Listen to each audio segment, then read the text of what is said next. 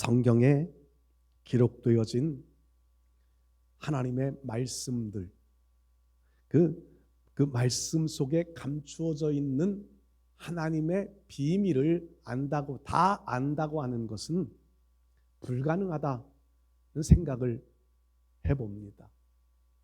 하나님이 성경을, 신구약 성경의 66권을 우리에게 읽도록 하셨습니다. 그것은 하나님의 마음과 하나님의 계획과 또 우리를 향하신 하나님의 사랑을 깨닫게 하기 위함입니다.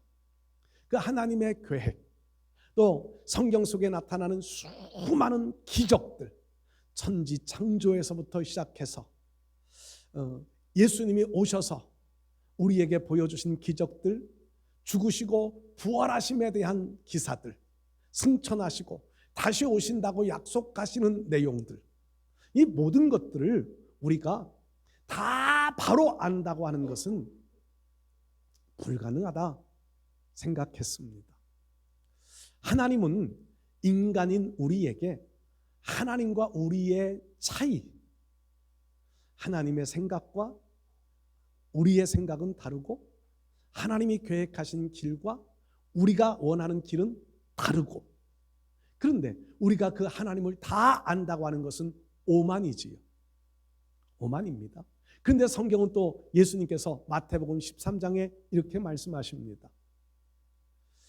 천국의 비밀을 아는 것이 너희에게는 허락되었으나 저들에게는 허락되지 않았다. 여기 너희라고 하는 것은 주님 주변에서 주님의 말씀을 듣고 지금 배우고 있는 제자들입니다. 하나님의 사람들입니다. 너희에게는 허락되었다. 오늘 예수님을 믿는 우리에게는 천국의 비밀을 알 수 있는 지혜가, 천국의 비밀을 알 수 있는 특권이 우리에게 주어져 있다는 거지요. 그런데 저들에게는, 여기 저들이라고 하시는 예수님의 직접적인 말씀하신 저들은요, 바리새인들이에요. 성경을 암송하고 성경을 늘 배우고 가르치고 성경에 대하여서는 박사인 그들, 종교 지도자들, 우리 시대의 말씀으로 비유하면 하나님을 하나님으로 알지 못하는 이들, 그들에게는 천국의 비밀을 아는 것이 허락되어지지 않았다는 겁니다. 이상하지요? 바리새인들이 얼마나 성경을 많이 아는데, 얼마나 성경을 많이 암송하는데요.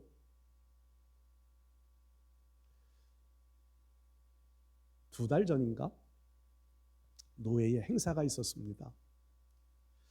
노회에서 이제 이렇게 목사님들이 모여서 예배를 드리고 발표하는 시간인데, 당진에 있는 이제 개척 설립 예배를 드린 지 이제 한 달 된 교회, 그 당시에.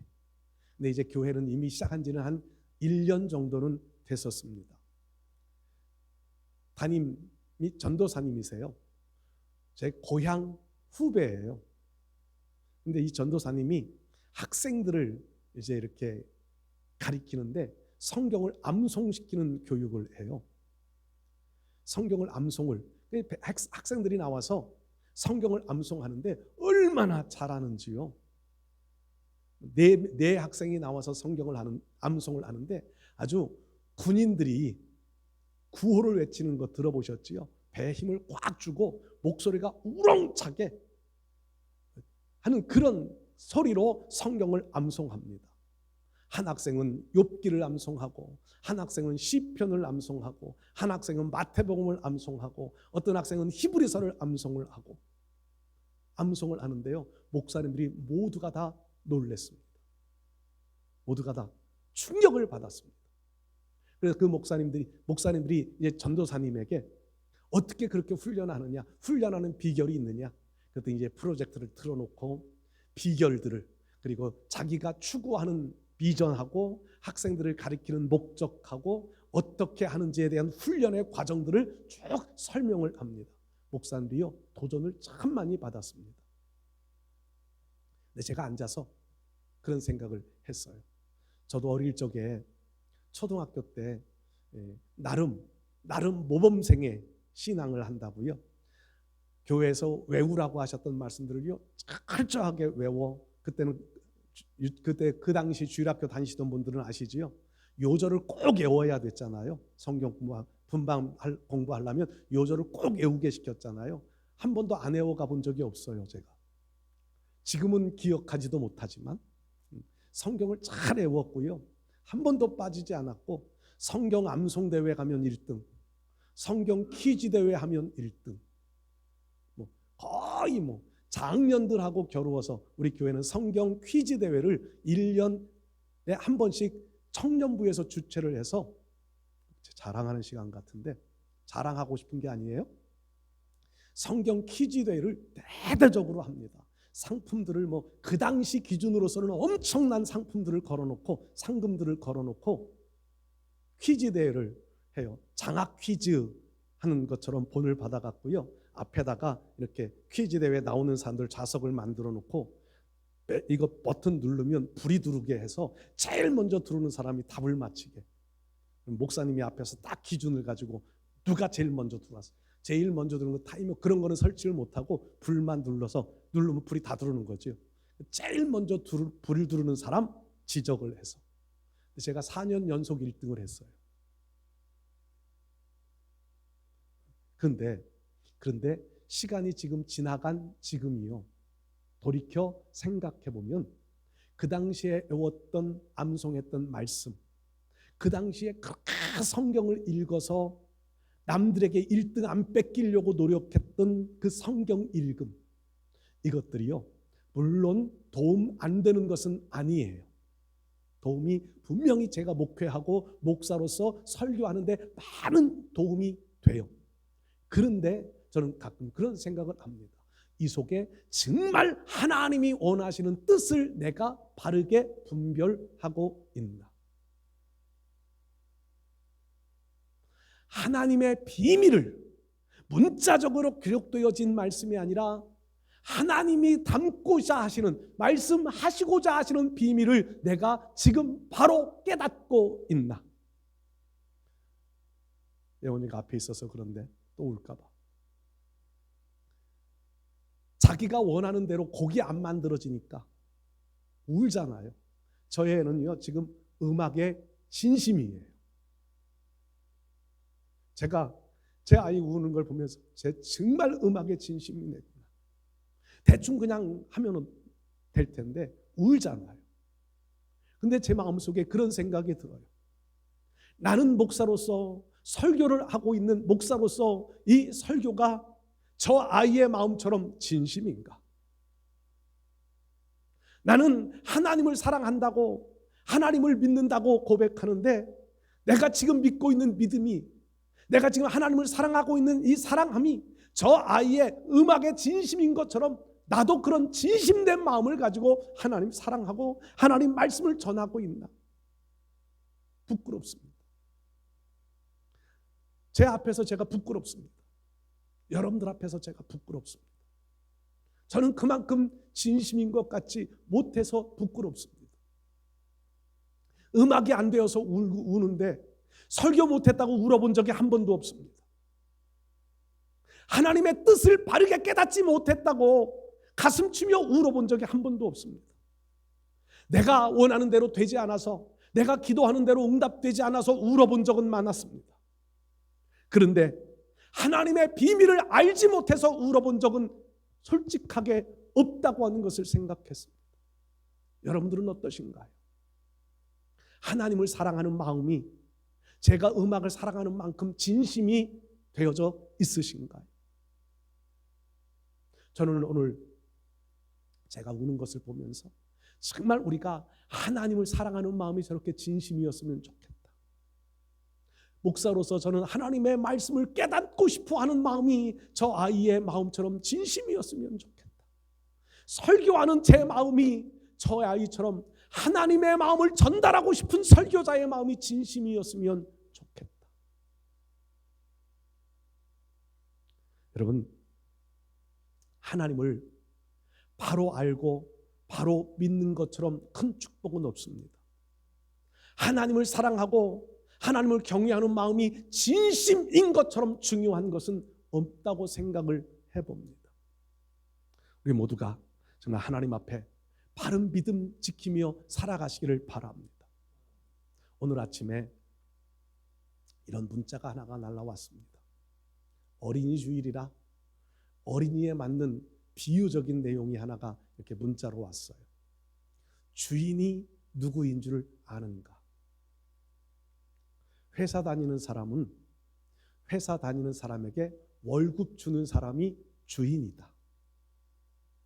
개는요, 그 내용 그대로 그냥 비유하는 말씀이니까, 개는요 자기에게 밥을 주는 사람이 주인인 줄 알대요. 한두 번 밥을 주는 것이 아니겠지요. 매일같이 매 순간 밥을 주는 시간에 자기에게 밥을 주는 사람이 주인인 줄 안대요. 그러면서 우리의 주인은 누구인가? 여러분, 이사야서의 말씀에도 그런 말씀이 있지요. 나귀도 자기 주인을 안다는 겁니다. 나귀도. 근데 우리가 하나님을 얼만큼 알고 하나님을 얼만큼 사랑하고 하나님은 얼만큼 나의 주인으로 인정하고 고백하고 섬기느냐 하는 겁니다. 월급쟁이도 월급 주는 주인 사장의 눈치를 봐요. 개도 자기에게 밥을 주는 주인이 오면 꼬리를 치고 반가워하고요. 집에서 반려동물 키워보시는 분들은 다 아시잖아요. 얼마나 주인을 반가워하는데요. 저는 그것에 더 깊이 빠질까 봐 저는 반려동물 못 키워요. 어릴 적에 그것 때문에 큰 상처를 받아본 적이 몇 번 있어서요. 그것 때문에 더 깊이 빠질까 봐 못 키워요. 그런데 그 반려동물들이 주인인 나를 알아보는데 우리의 주인, 나를 창조하시고 내 인생의 모든 것을 주권적으로 다스리시며 필요들을 채워주시는 하나님을 우리는 얼만큼 주인으로 알고 주인으로 섬기느냐 하는 겁니다. 여러분, 오늘 제가 어린이 주일이라 어린이는 요즘에 어린이만 어린이라고 그러지 않더라고요. 어른들도 니니라고 하는 그 이름을 뒤에다 붙여서 운동을 막 시작하는 사람은 운니니, 축구를 막 시작하는 충니니, 골프를 시작한 사람 제일 많이 인터넷에 뜨는 단어가 골리니. 이제 시작한 어린이래요. 제가 제 자신을 보면서 나는 아직도 하나님을 아는 일에는 어린이, 신앙 어린이, 신니니, 신내린다는 말하고 비슷한 신니니. 여러분, 우리가 영적 하나님 앞에 영적 어린이와 같은 마음을 가지고 우리가 영적 비전을 좀 새롭게 가졌으면 좋겠다. 오늘 제가 영적 비전이라는 마음을 두고 본문을 읽고 말씀을 오늘 준비했습니다. 여러분, 하나님을 섬기는 마음이 진심이어야 하면 하나님이 우리에게 주시는 비전을 바로 깨달아야 할 줄로 믿습니다. 에베소서의 말씀을 읽었지만 에베소서는 사도 바울이 로마 감옥 안에 갇혀서 에베소 교회 성도들을 향하여서 간절한 마음으로 기도하면서 기록한 내용들입니다. 그 기도 속에 에베소 교회 성도들이 이렇게 됐으면 좋겠다. 영적 비전이에요. 오늘 우리가 이 비전을 우리의 비전으로 만들었으면 좋겠습니다. 첫 번째로요, 오늘 성경 말씀 보면 하늘의 소망, 부르심의 소망, 성경에는 그렇게 되어 있는데 하늘의 소망을 부는 영적 비전을 좀 가져야 합니다. 부르심, 부르는 사람이 누구냐? 여러분들 누가 불러주셨나요? 누가? 오늘 우리를 여기에 불러주신 분은 하나님이신 줄 믿습니다. 하나님이 우리를 불러주셨습니다. 왜 불러주셨나요? 저와 여러분들을 왜 이곳으로 불러주셨을까요? 하나님의 백성으로 살아가라고요. 그리고 이곳에서 하나님은 하나님이 하시고자 하시는 일이 있으셔서 우리를 여기에 불러주신 줄로 믿습니다. 그러면 이 하나님의 일을 다 완성하고 난 이후에 주어지는 복은 뭘까요? 그것이 하늘의 복입니다. 이 땅 위에서도 복을 누리겠지만 하늘에서의 복입니다. 여러분, 오늘 저와 여러분들이 하늘에서 누릴 수 있는, 하늘의 복을 받아 누릴 수 있는 영적 비전들이 열려지실 수 있기를 축복합니다. 영적 비전, 하나님이 나를 부르셔서 나를 통하여 하실 일이 있고 나를 통하여서 이루어 가시고 싶은 일들이 있다. 이 일을 꼭 이루어 가시기를 바랍니다. 이런 글을 아침에 또 이런 글도 있었습니다. 부모와 학부모의 차이. 부모는 부모고 학부모는 학부모고 다른가요? 근데 마음이 그렇다는 내용일 거예요. 부모는 아이들에게 현재만 보지 말고 미래를 봐라. 멀리 봐라. 너의 인생에 멀리 보고 계획을 세워라. 학부모는요, 지금 공부하고 있는 학생을 둔 학부모는요, 지금이 중요해. 대부분 그렇죠. 지금 공부 성적이 중요해. 먼 미래는 나중에 생각하고 지금 일에 네가 해야 할 공부에 집중해. 이게 부모와 학부모의 차이래요. 그 글을 보면서 피식 웃다가요, 피식하고 웃었어요. 솔직하게 웃다가 그런 마음이 들었습니다. 하나님의 마음은 어떠실까? 지금 우리의 시선이 현재에 매여 현재 것만 바라보고 현재만 추구하며 산다면, 지금 현재의 문제에만 묶여서 살아가고 있다면 이게 하나님이 우리에게 원하시는 마음일까? 아니, 하나님은 우리에게 하늘의 소망을 바라봐라. 이게 하나님의 마음이라고 하는 생각을 했습니다. 여러분, 하나님은 우리를 향한 먼 미래까지도 계획을 세워놓으시고 지금도 우리를 이끌어 가고 계신 줄로 믿습니다.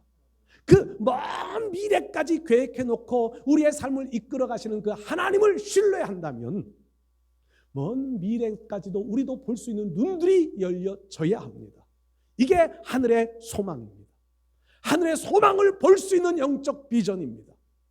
하나님은 지금 현재의 우리의 삶에 우리를 여기에 가두어 놓아 여기에 묶어 놓으려고 하시는 하나님이 아니라 이 훈련의 과정들을 지나가고 난 이후에 우리에게 허락하실, 하늘에서 누릴, 하나님이 보여주실 하나님의 그 영광스러운 모습을 바라보며 오늘을 극복하고 이겨가기를 원하시는 줄 믿습니다. 하나님은요, 좁게 보는 하나님이 아니라 넓게 보는 하나님이시잖아요. 우리가 영적 비전의 눈들을 좁게 보는 눈이 아니라 멀리 넓게 볼 수 있는 눈들을 뜨실 수 있기를 축복합니다.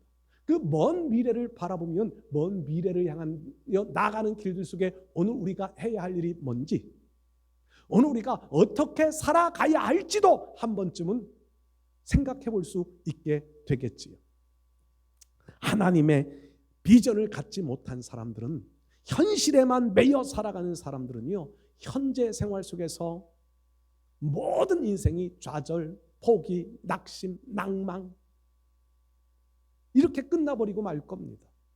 근데 오늘 저와 여러분들은 살아계신 하나님, 전능하신 하나님, 모든 것을 풀어가시는 하나님을 믿지 않습니까?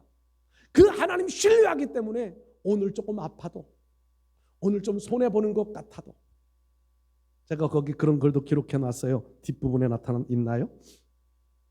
미래를 보지 못하면, 하나님의 역사를 보지 못하면 우리가 지금 하고 있는 신앙생활이 손해보는 것 같다라고 하는 마음들을 많이 갖게 됩니다. 시간적인 손해, 물질적인 손해, 내 체력적인 손해, 인생의 손해 같은 느낌이 들어요. 그런데 하늘의 소망을 바라볼 줄 안다면, 하나님 앞에 설 때에 누릴 그 영광스러움을 바라볼 줄 안다면 지금 손해가 아니라 지금 투자입니다. 몇십 배로 갚아주실 하나님의 은혜가 준비되어져 있습니다. 이 영적 비전, 하늘의 소망을 볼 줄 아는, 우리를 부르신 하나님이 예비해 놓으신 하늘의 소망을 볼 줄 아는 비전을 가지고 이기며 한 걸음 한 걸음 전진해 가실 수 있기를 축복합니다. 두 번째로요, 우리가 가져야 될 이 영적 비전은요, 영광의 풍성함. 성경의 내용이 그대로 보면 기업의 영광의 풍성함을 보는 영적 눈을 가져야 한다고 말씀합니다. 기업이라고 하는 것은 주어진 분량이에요. 주어진 분량.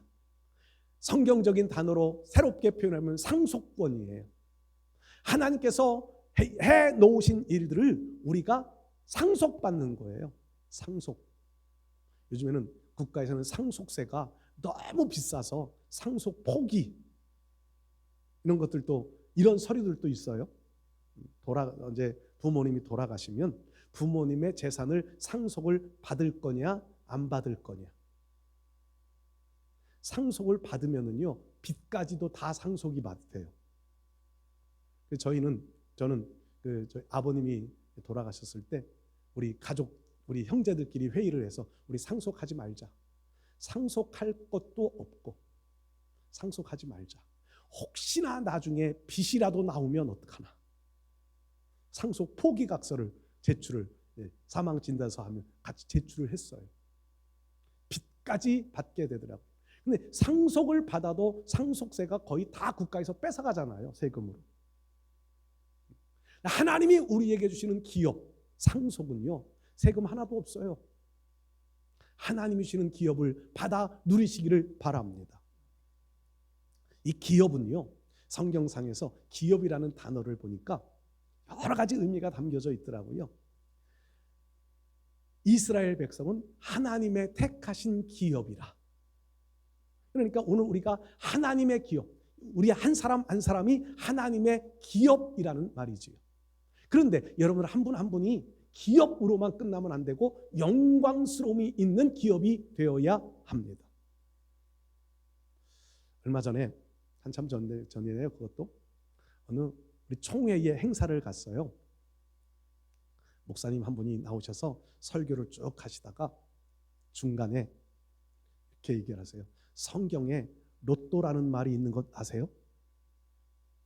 그러니까 고개를 푹 쉬고 있던 분들이 다 고개를 쳐들고요, 딴짓하고 있던 분들이 갑자기 강단을 향해서 얼굴이 쫙 돌아가는 게 보여요.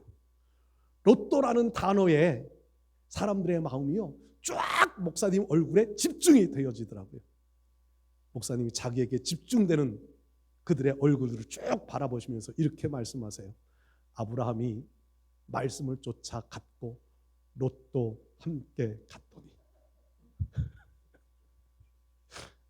여러분들이 웃듯이 그 안에 한 3만 명 정도 모여있는 총회 행사였어요. 체육관에서 했어요. 3만 명이 동시에 웃음 보따리를 터뜨렸어요. 모두가 다 로또 함께 갔더니, 그 단어에. 어제 말씀을 준비하면서 갑자기 그 생각이 나요. 로또 함께 갔더니. 로또 사고 싶은가? 앉아서 그 로또 성경에 있다고요? 제가 이제 그 의미를 다 알고 듣고 났지만 갑자기 그 생각이 난 거예요. 그래서 앉아서 생각하다가 정말 성경에요, 로또 같은 의미가 진짜 있더라고요. 그게 뭐냐 하면, 로또라는 단어를 제가 그래서 찾아봤잖아요. 그랬더니 번호 맞추기 게임이래요. 번호 맞추기 게임. 로또라는 건 복권이라는 의미도 있지만 출발은 번호 맞히기에서 시작됐대요. 그래서 성경에서 제가 이게 정말 성경에 없을까? 목사님이 로또 있다고 그랬는데 없을까? 찾다가요, 생각이 났어요. 이스라엘 백성들이 가나안 땅을 정복하고 가나안 땅 분배를 할 때 12지파에게 땅을 분배하잖아요. 분배를 하다가 동쪽에서 받은 두 지파 반 빼고, 또 먼저 받은 유다 지파 빼고, 나머지 7지파 반에게 땅을 나누어 주는데 이렇게 말해요. 여호수아가 그림을 그려와라. 그리고 그림을 제비뽑기를 해요. 제비뽑기, 이게 로또. 제비뽑기. 그래서 땅을요, 백성들의 숫자와 백성들의 상태와 백성들의 환경에 맞게 하나님이 딱 맞게 제비를 뽑게 만들어 주세요. 여호수아 19장 이하, 14장 이하의 그 말씀이에요. 17장에 이제 제비 뽑기가 나오고요. 하나님은요, 우리의 모습을 다 알고 계세요. 로또가 아니라 하나님은요, 영광의 풍성함을, 로또 한번 당첨되면 인생 역전이라고 그러는데, 하나님의 마음에 합당한 자의 자리에 서면 하나님의 기업의 영광의 풍성함으로 채워주실 수 있는 분이 우리 하나님이신 줄 믿습니다. 영광, 이 하나님이 우리를 위하여 예비해 두신 기업의 영광의 풍성함을 안다면, 오늘 우리는 이 어려움 속에 낙심낭망하여 주저앉지 않고 하나님의 영광을 위하여서 새로운 믿음의 도전을 이루며 달려갈 수 있게 될 줄 믿습니다. 영광을 위하여서 영광의 기업을 바라볼 줄 아는 믿음의 눈들이 띄어지실 수 있기를 축복합니다. 세 번째로요, 성경 말씀에 오늘 19절 말씀에 나오는 말씀인데, 하나님의 능력, 예거나 세 번째, 하나님의 능력을 볼 줄 아는, 예거나 세 번째, 딴짓 하지 말라고 아까 처음부터 그랬지. 하나님의 능력을 볼 수 있는 영적 눈을 떠야 합니다. 하나님의 능력. 오늘 우리의 삶들 속에 내가 계획하고 내가 이루고 싶은 많은 일들이 있는데, 인간은 한계가 있습니다. 체력적인 한계. 장로님이 체력이 너무 기갈돼가지고 지금 걱정인데, 연세 드신 분들 다 마찬가지겠지요. 체력적인 한계가 우리에게는 무섭습니다. 연세가 드시면 눈도 잘 안 보이지요.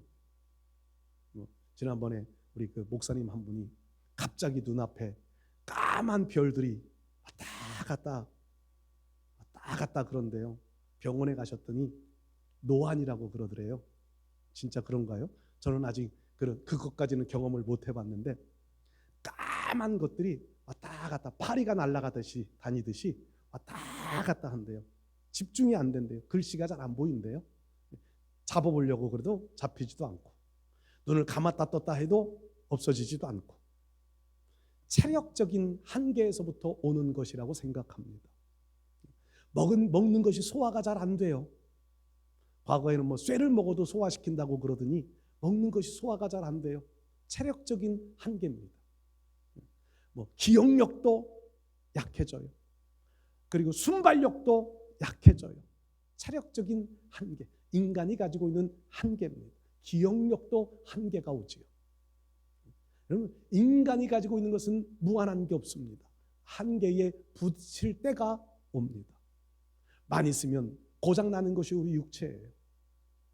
조금 활동하면, 조금만 무리하고 나면 온몸이 아파요. 한계가 있기 때문에 하나님은 우리에게 한계를 알고 지내라고 우리에게 부여해 주신 것들이 많이 있습니다. 느껴지는 거지요. 내 육체의 한계. 그런데 하나님에게도 한계가 있을까요? 하나님께는 한계가 없습니다. 그래서 오늘 우리가요, 내가 한계를 느낄수록, 체력의 한계, 지식의 한계, 한계를 느낄수록 우리는요, 더 하나님의 능력을 의지할 수 있는 믿음을 가지고 살아가야 합니다. 더 하나님의 능력을 의지할 수 있는 마음이 있으면 우리는요, 성경에 약속하신 말씀처럼 여호와를 앙모하는 자에게는 독수리의 날개치며 올라감과 같을 것이다. 우리는 한계가 있어서 절대로 못해요. 그러나 하나님에게는 한계가 없기 때문에 새로운 길들을 열어가시고 새로운 일들을 이루어 가실 수 있게 만들어주시는 분이 우리 하나님이신 줄 믿습니다. 그러니까 한계가 없는 하나님을 우리가 얼마나 의지하느냐. 오늘 18절 말씀을, 19절 말씀을 다시 한번 읽어볼까요? 하나님 그의 힘의 위력으로 역사하심을 따라 믿는 우리에게 베푸신 능력의 지극히 크심이 어떠한 것을 너희로 알게 하시기를 원하노라. 우리 힘으로 할 수 없는 것을 하나님은 하실 수 있다고 하는 것을 우리가 알고 믿어야 한다는 겁니다.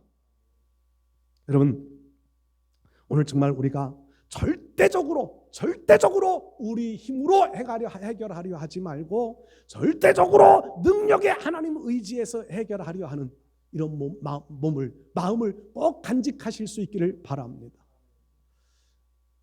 벙어리, 말 못하게 하는 귀신, 그리고 간질을 하는 귀신 들렸던 아이, 제자들에게 데리고 와서 고쳐달라고 요청하지만 제자들이 고쳐주지를 못합니다. 제자들이 자기들의 방법을 동원해보지 않았을까요? 그 당시에 주술적인 그 당시에 의료적인 행위들을 다 해보았을 거예요. 예수님은 변화산에 올라가셨다가 내려오십니다. 그 아이의 아버지가 예수님 앞에 그를 데리고 와서 상황 설명을 합니다. 예수님이요, 믿는 자에게 능치 못함이 없다. 믿는 자에게. 그리고는 아이를 고쳐주십니다. 제자들이 의구심을 가지고 주님 앞에 물어보아요. 왜 우리는 이 아이를 못 고쳤습니까? 그랬더니 주님이 대답하시는 것이 그러지요. 기도 외에는 이런 유가 나갈 수 없다.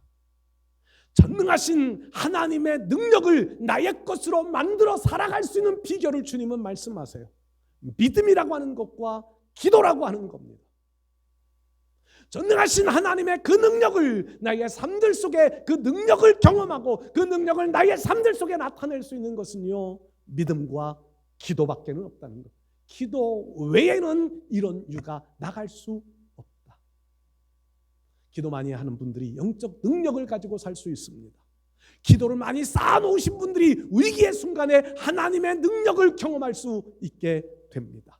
오늘 사랑하는 성도 여러분들, 오늘 우리가 에베소 교회를 향한 바울의 간절한 기도, 신앙 어린아이와 같은 이들이 성숙한 신앙이 되어지기를 간절히 원하면서 너희가 이런 비전들을 가졌으면 좋겠다 라고 하시는 이 말씀, 우리의 비전으로 삼아 우리들도 정말 하나님의 하늘의 소망, 기업의 영광의 풍성함, 하나님의 능력을 볼 줄 아는 믿음의 눈을 떠 영적 비전을 가지고 오늘을 극복하고 더 나은 미래를 향하여 달려갈 수 있는, 천국 향하여 달려갈 수 있는 우리 모두 되실 수 있기를 주의 이름으로 축복합니다.